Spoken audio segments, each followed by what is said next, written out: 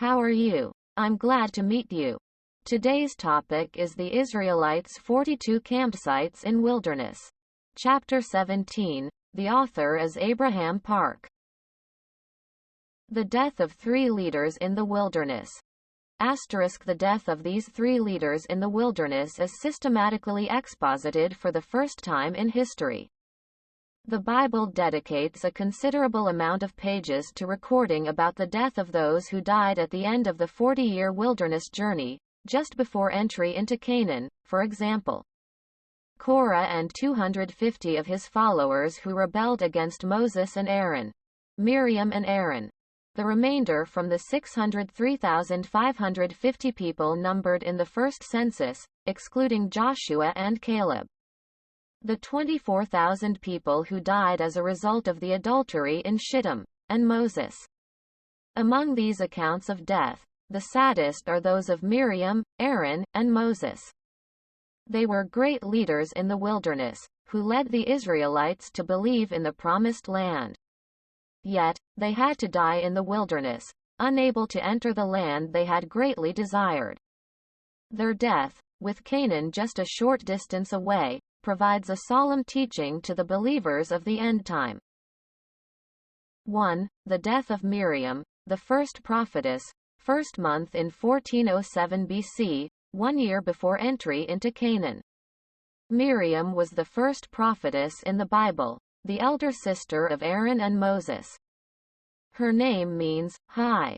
She played a large role in saving the baby Moses, Exodus chapter 2 verse 4. And she sang the song of victory and danced as the Israelites crossed the Red Sea, Exodus chapter 15 verse 20. She and Aaron were faithful leaders under Moses during the difficult wilderness journey, Micah chapter 6 verse 4.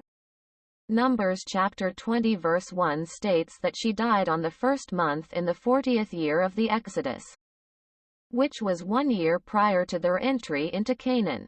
Numbers chapter 20 verse 1 emphasizes that she died in the wilderness of Zin, which is Kadesh. Miriam sang beautiful praises as the Israelites crossed the Red Sea and was full of hopes about the promised land, but unfortunately, she died in Kadesh in the wilderness of Zin. Numbers chapter 20 verse 1. God allowed Miriam to live for 38 years of the journey, but made her pay the severe consequence of her sin just 1 year prior to entry into Canaan.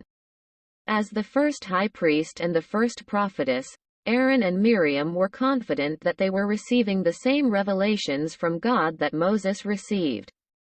However, God heard what Aaron and Miriam had said against Moses and suddenly called the 3 people together, Numbers 12-4. He came down in a pillar of cloud and stood at the doorway of the tent. He called Aaron and Miriam forward, Numbers chapter 12 verse 5. Here, God revealed that he appeared and spoke to Moses directly. He praised Moses as a faithful servant and reconfirmed for them that he had chosen only Moses as a spiritual leader. Numbers chapter 12 verse 7, Not so, with my servant Moses. He is faithful in all my household. God did not see Moses, Aaron, and Miriam as being on the same level. Moses was the sole mediator between God and his people and was as God to Aaron and Miriam. Exodus chapter 4 verse 16, Moreover, he shall speak for you to the people, and it shall come about that he shall be as a mouth for you, and you shall be as God to him. In Exodus chapter 4 verse 16. The words he and him refer to Aaron. Thus, Moses was as God to Aaron. God drew a clear line. In Exodus chapter 7 verse 1, God also states, See, I make you as God to Pharaoh, and your brother Aaron shall be your prophet. Moses was as God to Pharaoh, but Aaron was just a spokesperson for Moses. Aaron and Miriam's act of speaking out against Moses was ultimately an act of challenging the divine leadership that had been given to Moses. It is considered a grave sin because it was an act of disdaining the God-given authority. instead of asking about the role of the marriage to the Cushite woman in God's plan of salvation. They used the opportunity as an excuse to attack his authority. Their ambition prevented them from thinking about God's work. They thought only about the work of man. They thought only about how they could elevate themselves in the eyes of the people. The result of Miriam's unbelief. God was angry with Aaron and Miriam, and departed from them. At this time Miriam became leprous, as white as snow, Numbers 12:10. Leprosy is symbolic of God's fearful judgment. Both the proud king Uzziah, 2 Chronicles chapter 26 verse 19, and the greedy servant Gehazi, 2 Kings chapter 5 verse 27, were struck with leprosy. All lepers were relegated to the outside of the camp, Leviticus chapter 13 to 14. Being struck with leprosy and being removed outside of the camp must have been a time of personal crisis for Miriam. Aaron witnessed this and repented quickly.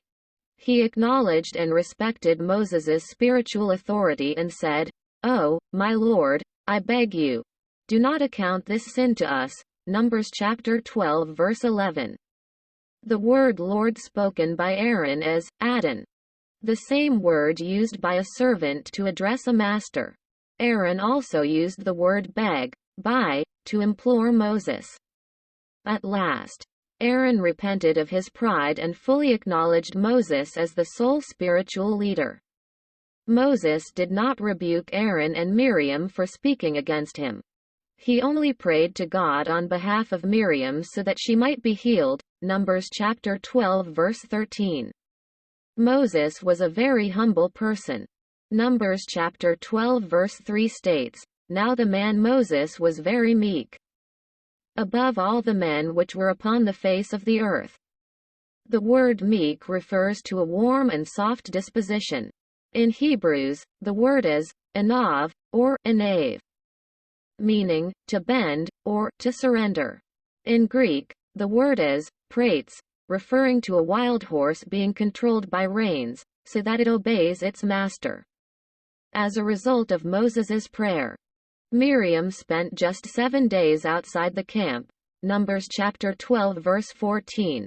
But during this time, more than 2 million Israelites could not move forward, Numbers chapter 12 verse 15. The author of this content is Reverend Abraham Park. Reverend Abraham Park was an acclaimed world-class theologian with remarkable pastoral spirituality. He had dedicated his entire life to prayer and the scriptures, having read the Bible over 1,800 times.